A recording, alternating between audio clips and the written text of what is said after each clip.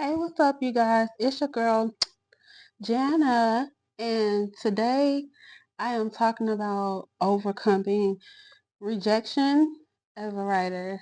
As you all know, I've been in the industry since 2010. I have published 3 books, and it took me a long time to not be ashamed of that and how I got concealer on.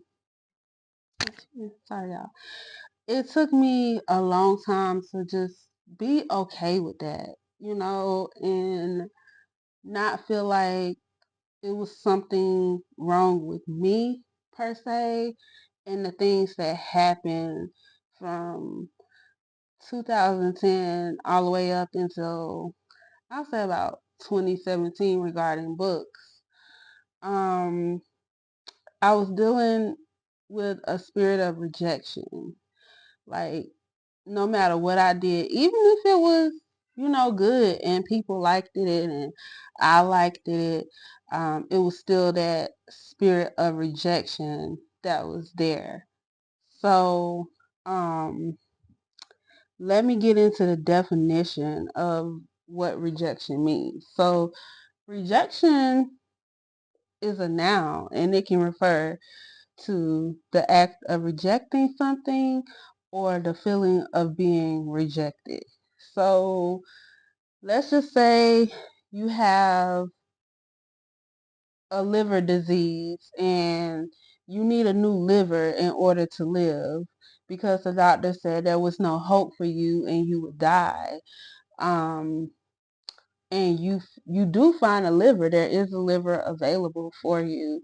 You apply for it and get it, but when you have the surgery to get the transplant, your body rejects the liver. So that's how it feels. It feels like rejection is more so like something has died, like something that you desire, something that you really need. It just can't live because you can't seem to get over these hurdles of feeling rejected because it's an emotion. It can make us sad, it can make us mad, you know, it can even make us happy if we're rejected from something or someone that just did not fit us. So, um, how do you overcome the spirit of rejection or the feeling of rejection? Um, First, let me also explain. I say spirit because this is a spiritual channel as well. I'm an author and I deliver intuitive messages as well. No, it's not religious, it's spiritual. Okay, so you have to um, have your own relationship with God to understand that. All right. So, anyway, so back to what I was saying. Um, so dealing with this feeling of rejection and how to overcome it is like first you have to be in acceptance of the rejection. Like, wow, I keep getting rejected. Like, I keep experiencing this. Why am I experiencing this? It's not necessarily something that you did. It could be just you feel like people just walking past you and you ignore it. You know, um, for me, I felt like it was more so, okay, I have this gift, I have these gifts, I have this purpose, but if I don't heal, then my gifts are going to keep being overlooked. My writing is going to keep being overlooked because the audience is the one that needs to heal and see someone that has already been through this journey so they can know what it will look like when they come out on the other side versus me writing this stuff, submitting it, and I'm still dealing with the same things. I'm still dealing with rejection. You see? So I would feel bad. I would really feel bad when it came time to my writing and me as a person not like being understood.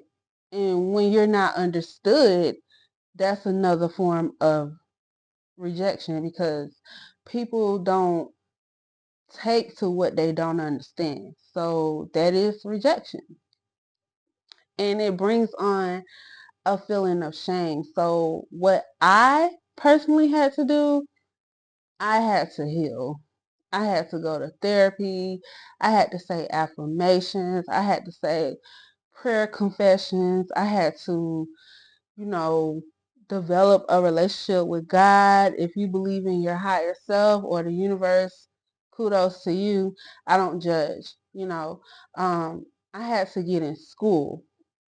Like I had to get an education and be around intelligent individuals because the people that I felt like I was around just wasn't on the level that I wanted for myself and wanted to elevate to. Um, do I still deal with the spirit of rejection or feelings of rejection? Not necessarily. No, no.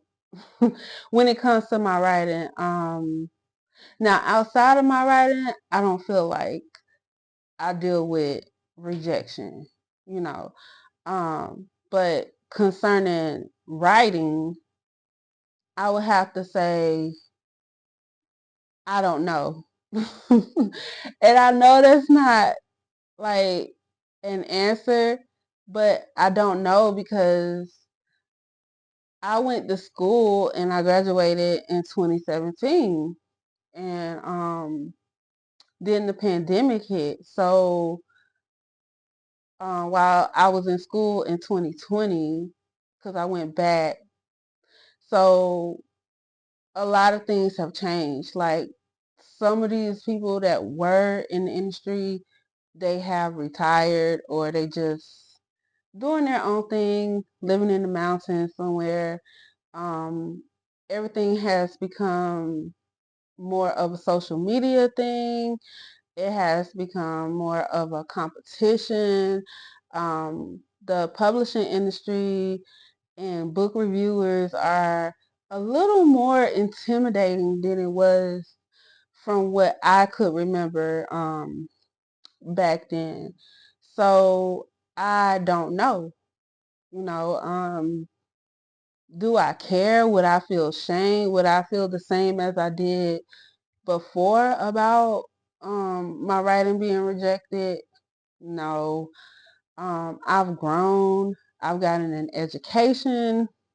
Um, I've gained confidence. So nah, I really feel like until I can get fully into the industry again, like I was before, because before, like, I didn't have the issue of just, oh, I'm going to go into the industry and I'm going to do this with my writing, or I'm going to do that, or I'm going to, blog and be on Twitter, or X, formerly known as Twitter. Back then it was Twitter. And I'm just going to do all this stuff. And, I'm going to have issues, of course, because everyone does. But at the same time, I'm going to keep going. Versus now, with the stuff going on in the world, all these different industries, like just so much has changed.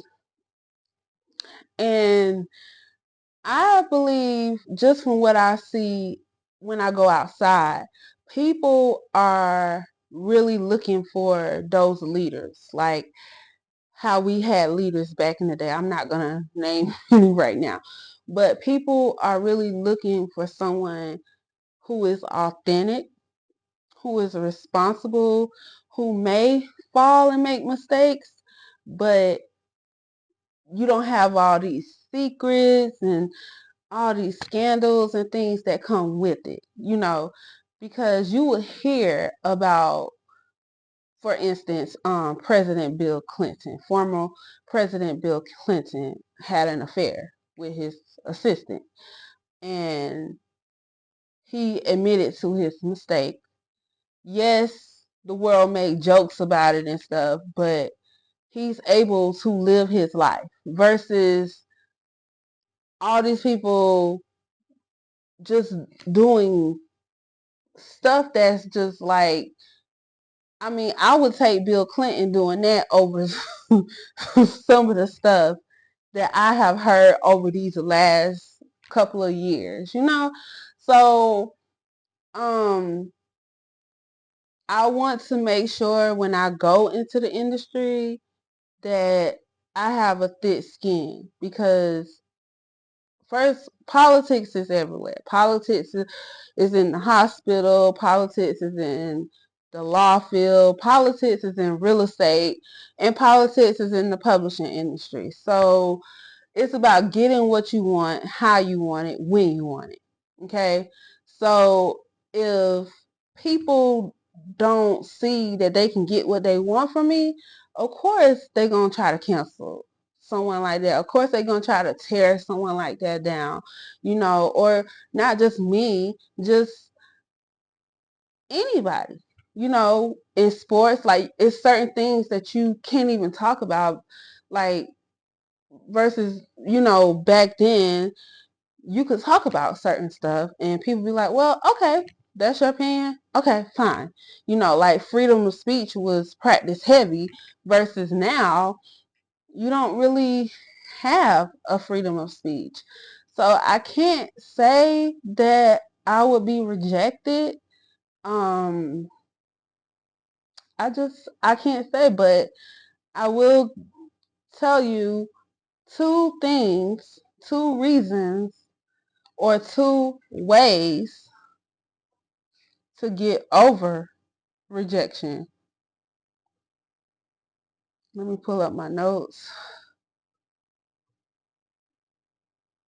So, how to overcome rejection as a writer. You have to love yourself and make sure you take care of yourself. So, I would say the first one is self-love. You know, it make sure you have, like, if you don't believe in like mental health and therapy and stuff, make sure you have those people in your corner that you can talk to about certain things outside of the internet, because there was no internet back then like that when Stephen King was writing, or Nora Roberts. You know, there was no internet, so you can't go and share everything. Like me personally, I use my pages to just make people laugh, you know, and that's my purpose of like my pages right now while I'm not under a contract or NDA. So I would say practicing self-compassion. Make sure you go get your hair done, or fellas, you know, go get your hair cut, you know, treat yourself out, take care of yourself, you know, because at the end of the day, all you have is you. Like, yes, the books matter. Yes, your gifts matter. But if you don't take care of yourself, none of that matters, right? Like, because you won't be here to function.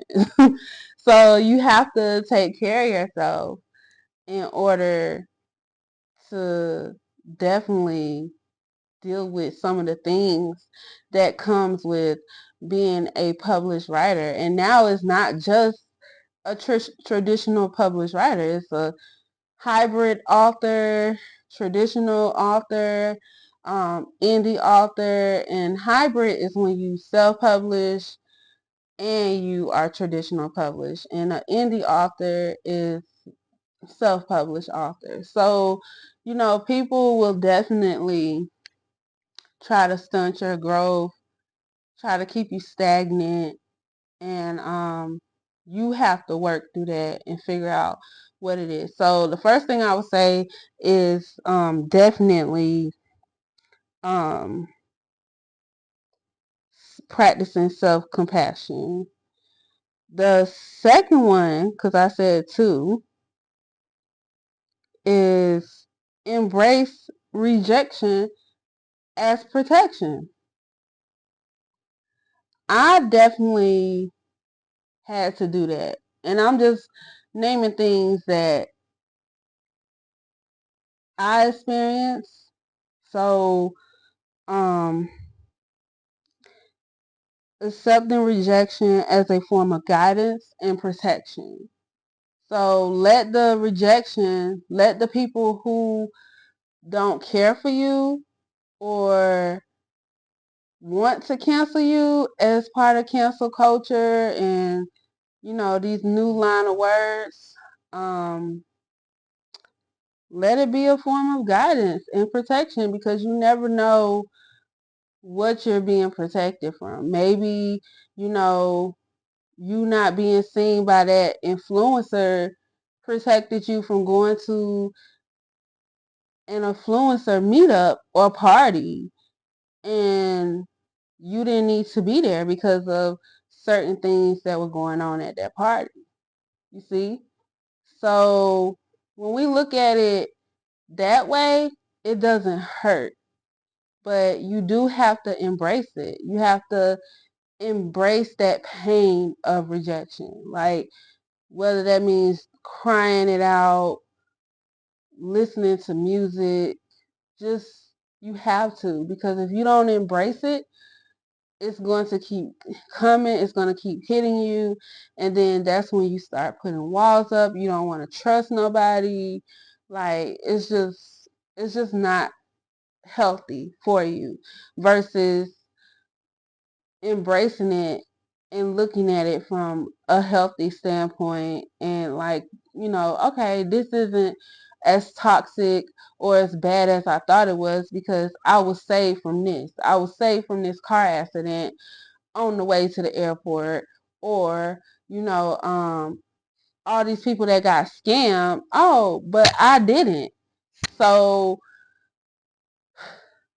I say, no, it's not right for people to talk about you. No, it's not right for people to bully you,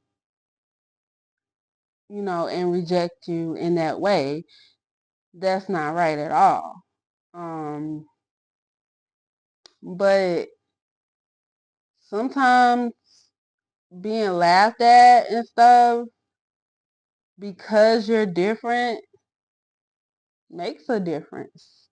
And I know it's easier said than done, but why go with everyone else when you're the one that stands out?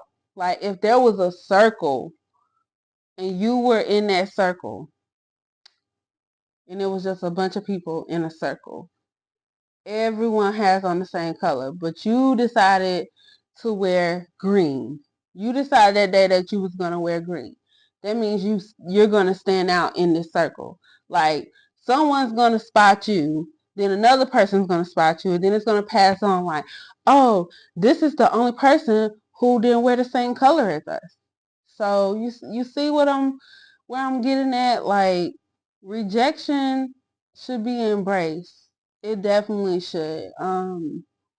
It doesn't mean to get cocky, because because you're unique or you're different. It may take a little bit longer than it would for someone who just automatically just fits in without any issues. It will take a lot longer for you. Like, and I know, like, the way I'm talking from experience. But I'm being for real. Like, it will take longer for you due to rejection, due to you being different. If everybody's writing the same themes and the same tropes, and everybody's on book talk, everybody's on Instagram, everybody's doing this and that. If everybody's doing the same thing and following the same formula, what is going to make you stand out? Because that part of that rejection that makes you stand out is what that literary agent or that team, that PR team and your editor, will see in you. Because if they're following the same formula because that gives them a number on a New York Times bestseller, you not following that formula could get you a movie deal or a TV deal with a streaming service. You see what I'm saying? So to conclude this, I wanted to say, make sure you guys hit that subscribe button, hit the like button if you like this content. Also, follow me on Goodreads under the same name. You can click on all my links in the bottom of this video at the end to be sure that you can keep up to date with what I have going on and my journey to a literary agent. So to conclude this out, I would like to say, don't give up. Do not quit. Your book is magic. Your book, your writing is for someone. It will reach people. It's going to reach the right people. That's what matters. So until the next time, remember, joy is living. I'll see you in the next one. Bye.